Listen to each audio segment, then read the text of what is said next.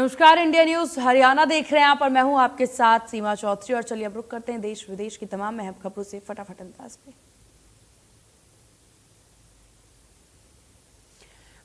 देश के पहले प्रधानमंत्री पंडित जवाहरलाल नेहरू के जन्म दिवस को बाल दिवस के रूप में मनाया जा रहा है। जवाहरलाल नेहरू को बच्चों के प्रति बेहद प्रेम और लगाव था।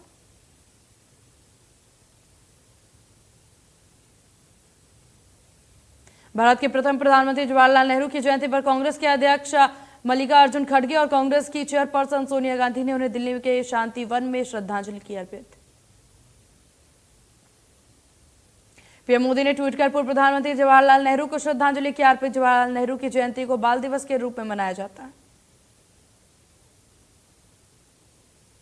सीएम मनोहर लाल ने ट्वीट कर बाल दिवस की दी बधाई। उन्होंने लिखा, बच्चों को चरित्रवान और संस्कारवान बनने का संकल्प लेना होगा। बाल दिवस पर सीएम मनोहर लाल ने कहा कि हमें बच्चों को चरित्रवान और संस्कारवान बनाने का संकल्प लेना होगा ताकि वो भारत के इतिहास के लिए प्रेरणा लेते हुए महान विभूतियों का सम्मान करें। पूर्व प्रधानमंत्री जवाहरलाल नेहरू की जयंती के मौके पर सांसद कार्तिकेय शर्मा ने ट्वीट करके उन्हें श्रद्धांजलि की अर्पित। कार्तिकेय शर्मा ने लिखा कि भारत के पहले प्रधानमंत्री भारत रत्न पंडित जवाहरलाल नेहरू जी की जयंती पर उन्हें कोटि कोटि नमन।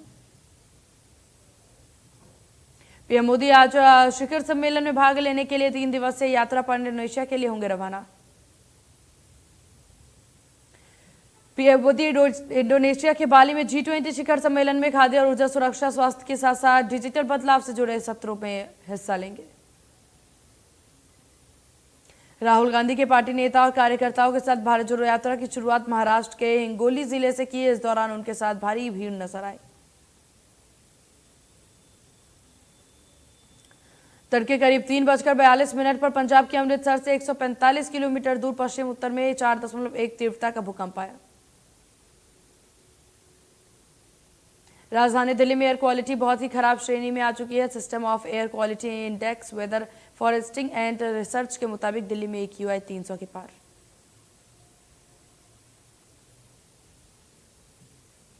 नोएडा में AQI 344 दर्ज किया गया। वायु प्रदूषण की वजह से लोगों को आंखों में जलन हो रही। दिल्ली में आज से चलेगा BS4 डीजल वाहन, BS3 पेट्रोल वाहन भी चल सकेंगे। शिमला के नारकंडा में बर्फबारी शुरू, जिसके बाद मौसम काफी सुहावना। पर्यटकों ने बर्फबारी का जमकर लुत्फ उठाया। जम्मू कश्मीर के कठुआ में तीसरे हाफ मैराथन का मेगा इवेंट करवाया गया। इसमें 1000 से अधिक प्रतिभागियों ने दौड़ लगाई। एक हाफ मैराथन में भाग लेने वाले धावकों को जम्मू कश्मीर पुलिस के अतिरिक्त महानिदेशक मुकेश सिंह ने हरी झंडी दिखाकर के रवाना किया। रेवाड़ी के लिसाना गांव में पंचायत चुनाव को लेकर के आज दोबारा मतदान कराया जा रहा।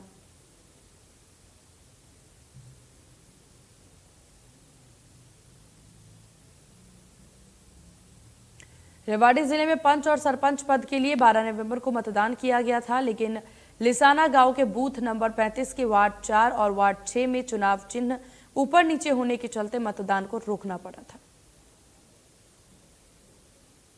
रेवाड़ी में SDM ने बताया था कि यह फैसला लिया गया है कि बूथ नंबर 35 के वार्ड नंबर 4 और वार्ड 6 में दोबारा मतदान कराया जाएगा। उसी वजह से आज वहां वोटिंग की जा रही है।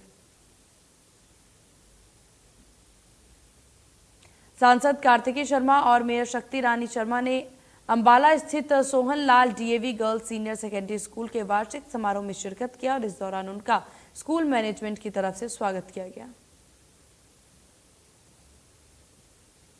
झज्जर में पृथ्वीराज चौहान की प्रतिमा का अनावरण का रक्षा मंत्री राजनाथ सिंह ने उद्घाटन किया और इस दौरान सीएम मनोहर लाल, सांसद अरविंद शर्मा मौजूद रहे। इस दौरान रक्षा मंत्री राजनाथ सिंह और मुख्यमंत्री मनोहर लाल खट्टर को तलवार भेंट कर राजपूत समाज ने सम्मानित किया। सांसद अरविंद शर्मा ने गांव मातनहेल में सैनिक स्कूल बनवाने की मांग रखी।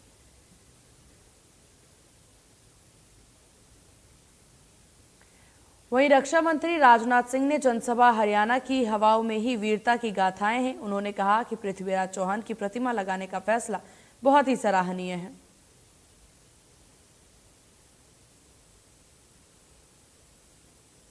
राजनाथ ने कहा कि यह सद्गुण विकृति केवल सम्राट पृथ्वीराज चौहान की समस्या नहीं थी। यह समस्या धीरे धीरे पैदा हुई। जब भारत अपने आर्थिक और सांस्कृतिक वैभव में पहुंचा तो हमने शांति को सर्वाधिक प्राथमिकता दी।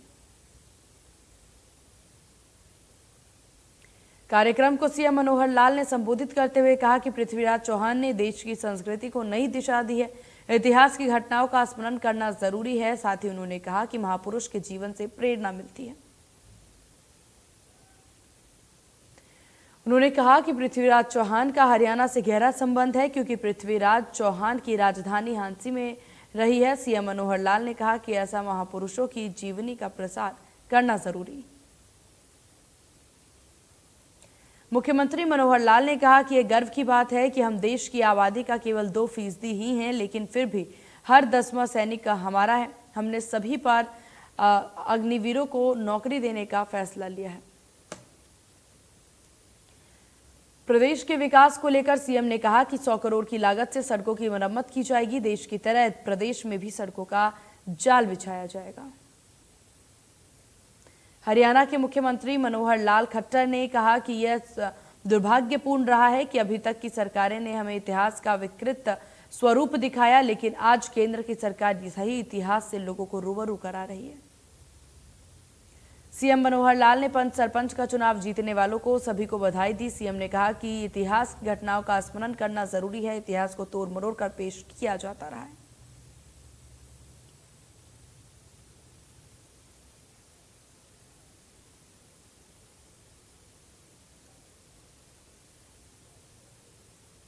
इस दौरान मुख्यमंत्री ने कहा कि इस प्रकार के समागम निरंतर होते रहने चाहिए, जिससे कि केवल आने वाली पीढ़ी में को महापुरुषों की जीवन से प्रेरणा मिलती है, बल्कि इससे समाज में एक नई ऊर्जा का संचार भी होता है।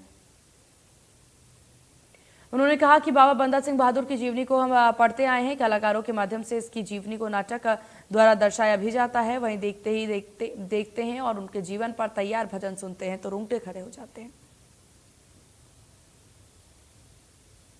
रेवाड़ी में सहकारिता मंत्री डॉक्टर बनवारी लाल ने कहा कि माजरा मनेठी में इसी साल एम्स का शिलान्यास होगा। एम्स के शिलान्यास को लेकर के मुख्यमंत्री से बात हो चुकी। बनवारी लाल ने आगे कहा कि प्रदेश के 12 शहरों में मॉडर्न हेफेंट बाजार खोले जाएंगे। साथ ही बनवारी लाल ने सभी नवनिर्वाचित पंच सरपंचों को जीत की बधाई दी। सोनीपत के मोतीलाल नेहरू स्पोर्ट्स स्कूल का वार्षिकोत्सव में राज्यपाल बंडारू दत्तात्रेय और खेल मंत्री संदीप सिंह ने शिरकत की। उन्होंने मोतीलाल नेहरू स्पोर्ट्स स्कूल को जल्द से जल्द स्पोर्ट्स यूनिवर्सिटी में तब्दील करने की बात कही। करनाल में कल्पना चावला मेडिकल कॉलेज में एमबीबीएस छात्रों का विरोध करना प्रदर्शन लगातार जारी है। वहीं छात्र बांड पॉलिसी का विरोध कर रहे हैं और साथ ही साथ छात्रों का कहना है कि उनकी मांगे पूरी की जाए। रोहतक पीजीआई में पिछले 13 दिनों से धरने पर बैठे एमबीबीएस छात्रों का कहना है कि पूरे प्रदेश में प्रदर्शन करने के लिए सभी मेडिकल कॉलेज के छात्रों से बात की जा रही। मेडिकल कॉलेज नू में करीब 600 छात्र छात्राएं बॉन्ड पॉलिसी में के विरोध में नजर आ रहे हैं। पिछले 13 दिनों से धरने पर बैठे छात्रों का कहना है कि जब तक बॉन्ड पॉलिसी वापस नहीं ले जाती हड़ताल यूं ही रहेगा जारी। अंबाला कैंट से एक ऐसा मामला सामने आया जिसने मामा भांजी के रिश्ते को किया शर्मिंदा। अंबाला कैंट की रहने वाली एक 7 साल की बच्ची के साथ उसके मामा ने किया दुष्कर्म। परिजनों की शिकायत पर पुलिस ने मामला दर्ज कर जांच की शुरू। वहीं बच्ची की तबीयत खराब होने से अस्पताल में कराया गया भर्ती। इलाज लगातार जारी। आरोपी पुलिस की गिरफ्त में।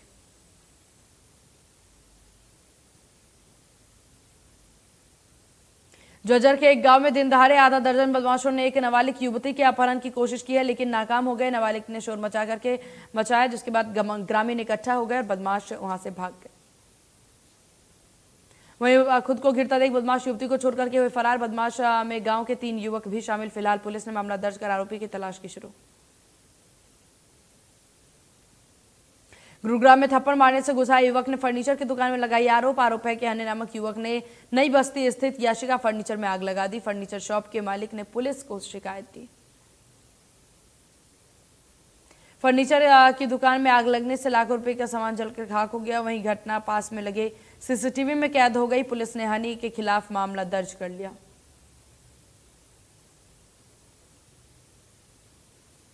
फरीदाबाद में सिंगल एंड यूज प्लास्टिक पर रोक होने के बावजूद भी मार्केट में धड़ल्ले से इस्तेमाल की जा रही है। जगह जगह शहर में लगे गंदगी के ढेरों में ज्यादातर पॉलीथीन ही नजर आती है। स्थानीय लोगों का मानना है कि जब तक पॉलीथीन बनने वाली कंपनियों को बंद नहीं किया जाएगा तब तक मार्केट में सिंगल यूज हैंड प्लास्टिक बंद नहीं होगी। चरखी दादरी में व्यापार मंडल का चुनाव कराने को लेकर के हुई बैठक हंगामेदार रही। हालांकि बैठक में सर्वसम्मति से सुरेश पांडवानिया को व्यापार मंडल चरखी दादरी का अध्यक्ष बनाया गया। फरीदाबाद पुलिस ने महिला सुरक्षा के संबंध में एक सराहनीय पहल शुरू की है। पुलिस ने अब रात्रि के समय किसी कारणवश रास्ते में अटकी और असुरक्षित महसूस कर रही महिलाओं की सुरक्षा के लिए 3 नंबर जारी कर दिए। हरियाणा में डेंगू के मामले लगातार बढ़ रहे। प्रदेश में अभी तक डेंगू के हजारों मामले आ चुके सामने और इस साल डेंगू से अब तक 14 लोगों की से ज्यादा की मौत भी हो चुकी है। पंचकुला, हिसार, गुरुग्राम, यमुनानगर और अंबाला में तो हालत बद से बदतर होती जा रही।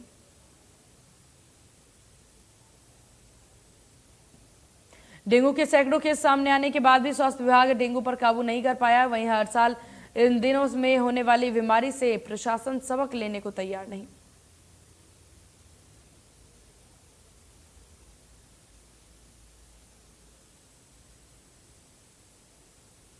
फरीदाबाद के एनआईटी विधानसभा के वार्ड नंबर 5 का बुरा हाल, जहां गंदे पानी का जलभराव। पिछले कई दिनों से गंदा पानी यहां पर इस तरीके से जमा है जिसकी शिकायत थाना द्वारा कितनी बार विधायक से की जा चुकी है। शिकायत के बावजूद इसकी कोई समस्या का समाधान ही नहीं होता। लोग परेशान हो रहे हैं। वहीं परेशान होकर के विधानसभा के विधायक नीरज शर्मा के खिलाफ जमकर नारेबाजी कर रहे हैं। सूर्य कवि पंडित लक्ष्मीचंद के जीवन पर आधारित हरियाणवी फिल्म दादा लक्ष्मी ने झंडे गाड़ दिए। हरियाणा में हर जगह फिल्म के शो हाउसफुल जा रहे हैं। इसे फिल्म के निर्माता, निर्देशक, लेखक और कलाकार बेहद खुश हैं। बहादुरगढ़ में समाज सेवी दलबीर और मान ने फिल्म कलाकारों का स्वागत किया है। सिनेमा हॉल में फिल्म देख करके अब आए दर्शकों ने से मिले रिव्यू से फिल्म के निर्माता, निर्देशक और कलाकार यशपाल शर्मा काफी ज्यादा खुश। यशपाल शर्मा ने बताया कि दादा लक्ष्मी फिल्म का पार्ट 2 साल 2023 में ही आएगा। इसके लिए अभी फिल्म के लिखने का काम शुरू हो चुका है। फिल्म को OTT पर रिलीज किया जाएगा। हरियाणा सरकार द्वारा प्रदेश में निवेश बढ़ाने को लेकर के कई तरह के कार्यक्रम किए हैं और इस कड़ी में IMT इंस्टीट्यूट ऑफ एसोसिएशन से जुड़े हुए उद्योगपतियों द्वारा 3 दिवसीय एक्सपो का आयोजन किया गया है।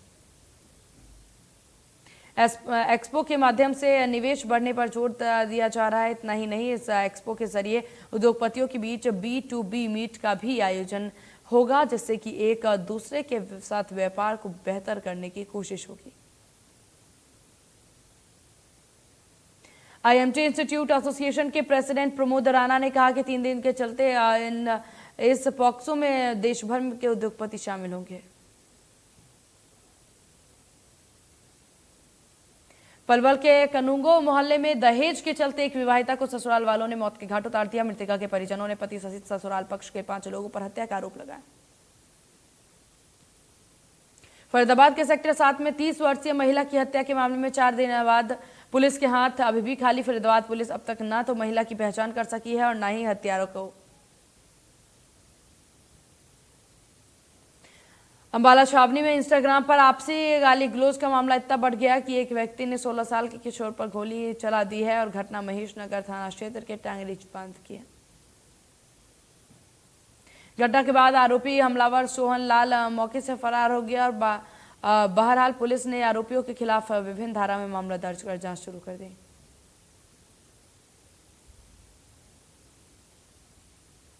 पलवल में नारकोटिक्स विभाग की टीम ने बड़ी कार्रवाई करते हुए हुड्डा चौक के निकट से फरीदाबाद नंबर कार से नशीले दवाई की खेप पकड़ी। भिवानी पुलिस प्रशासन से देर रात गुप्त सूचना के आधार पर भिवानी अनाज मंडी में चौकी पुलिस द्वारा अवैध शराब से भरा एक कैंटर जब्त किया गया, जिसमें 29 पेटियां अवैध देसी शराब की मिली। मामले की जानकारी देते हुए चौकी इंचार्ज ने बताया कि तोशाम बाईपास के समीप दौरान चेकिंग बिना लाइसेंस के देशी शराब से भरा हुआ एक कट्टा कैंटर मिला है, जिसमें से चालक मनीष और उसके साथी गुरमीत को काबू किया गया। हरियाणा राज्य नारकोटिक्स कंट्रोल ब्यूरो की टीम ने दिल्ली के से पलवल में सप्लाई के लिए लाए 4000 नशीले इंजेक्शनों की बड़ी खेप को पकड़ने में सफलता हासिल की। टीम ने दिल्ली से नशीले इंजेक्शन लेकर के आए युवक के साथ एक अन्य को भी काबू कर लिया है। टीम ने मोटरसाइकिल और एक कार को भी बरामद किया। सीआई महेंद्रगढ़ की टीम ने गश्त के दौरान गुप्त सूचना के आधार पर एक युवक को देशी पिस्तौल और 2 जिंदा कारतूस के साथ किया गिरफ्तार। अवैध हथियार के साथ पकड़े गए युवक को न्यायालय में पेश कर 2 दिन के रिमांड पर लिया गया। रिमांड के दौरान पुलिस आरोपी युवक से अवैध हथियार सप्लाई करने वालों के विषय में पूछताछ करेगी। रोहतक शहर की न्यू फ्रेंड्स कॉलोनी में पूर्व सैनिक ने एक महिला की गोली मार करके फिर खुद को गोली मार लिया। घटना में पूर्व सैनिक की मौके पर ही मौत हो गई। घायल महिला ने पुलिस को घटना का सूचना दिया। मौके पर पुलिस पहुंची, घायल महिला को इलाज के लिए अस्पताल में भर्ती कराया। वहीं आईएमटी थाना पुलिस ने एफएसएल की टीम ने मौके पर पहुंचकर जांच शुरू की। पुलिस का कहना कि अभी तक कारण का पता नहीं चल सका है। जांच में जिस तरह से के तथ्य सामने आएंगे उसके आधार पर कार्रवाई की जाएगी। इंदिरा के गांव दुमसी से 2 पूर्व लापता हुए सरधा राम का शव रविवार को गन्ने के खेत में अर्धनग्न अवस्था में मिलने से गांव में दहशत फैल गई। घटना की सूचना मिलते ही पुलिस मौके पर पहुंची और जांच में जुट गई। 11 नवंबर को 65 वर्षीय सरधा राम सुबह करीब 6 बजे अपने परिजनों को बिना बताए घर से चला गया था।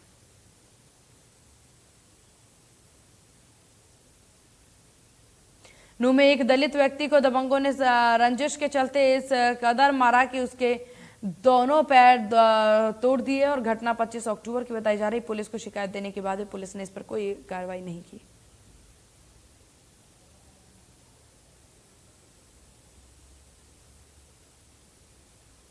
वहीं पीड़ित पक्ष ने आरोप लगाया कि नूह थाना ने कोई मुकदमा दर्ज नहीं किया है, उल्टा राजीनामा का दबाव बनाया है। और पीड़ित पक्ष ने कहा कि वो एसपी नूह से मुलाकात कर चुके हैं लेकिन कोई सुनवाई नहीं हो सकी।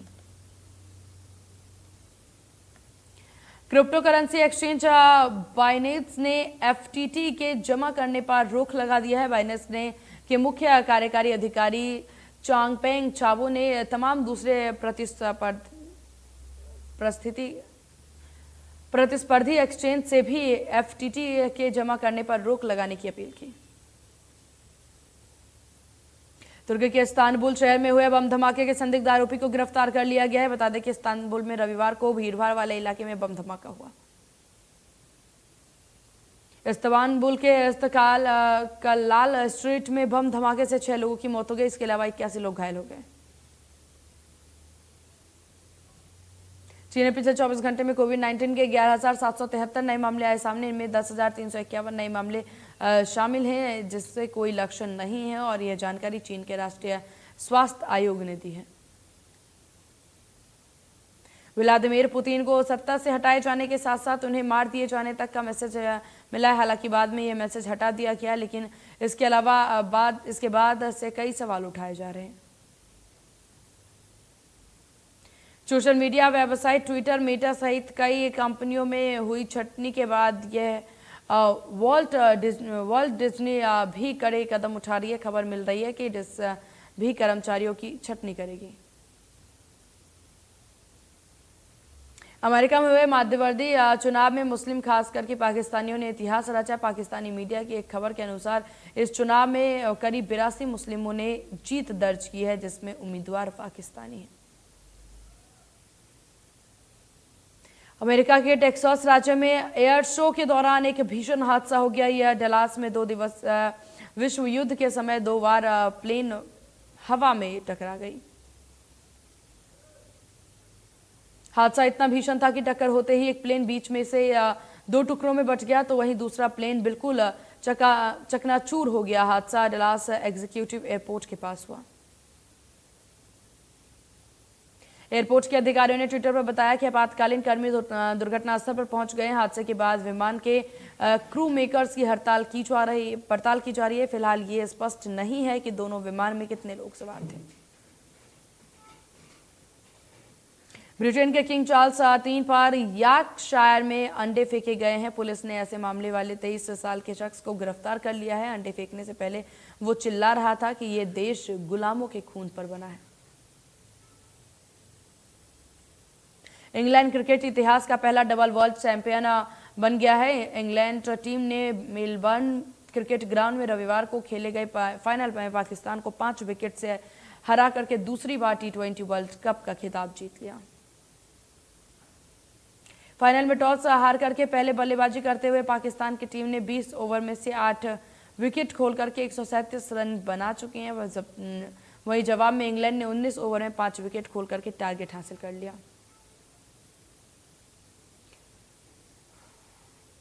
भारतीय टेनिस स्टार सानिया मिर्जा और पाकिस्तानी क्रिकेटर शोएब मलिक ने तलाक की खबरों के बीच एक बड़ा ऐलान कर दिया। दोनों अब जल्द ही साथ में नजर आने वाले हैं। सानिया और उनके पति शोएब मलिक का साथ नजर आने वाले हैं। उन्होंने अपने इस शो के नाम का भी खुलासा किया है। इस नए प्रोग्राम का नाम मिर्जा मलिक का शो रखा गया है और इसका पोस्टर भी काफी वायरल हो रहा है। यह शो पाकिस्तानी चैनल पर आने वाला है। मल्टी स्टारर फिल्म ऊंचाई सिनेमाघरों में अच्छा प्रदर्शन कर रही है। सीमित स्क्रीन पर रिलीज हुई इस फिल्म में अमिताभ बच्चन, अनुपम खेर और वुमन ईरानी लीड रोल में है। फिल्म ने अब तक 10.95 करोड़ की कमाई कर ली है। समांथा रूथ प्रभु की फिल्म यशोदा सिनेमाघरों में अच्छा रिस्पांस दे रही है। इसी के साथ अब फिल्म का कुल कलेक्शन 10.2 करोड़ हो गया है। ब्लैक पैंथर 2 अपने रिलीज के पहले दिन से खूब चर्चा में बनी हुई है और अब जब फिल्म सिनेमाघरों में आ चुकी है तो अपने कलेक्शन को लेकर के चर्चा बटोरी है। इसी के साथ फिल्म का कुल कलेक्शन 40.42 करोड़ रुपए हो गया।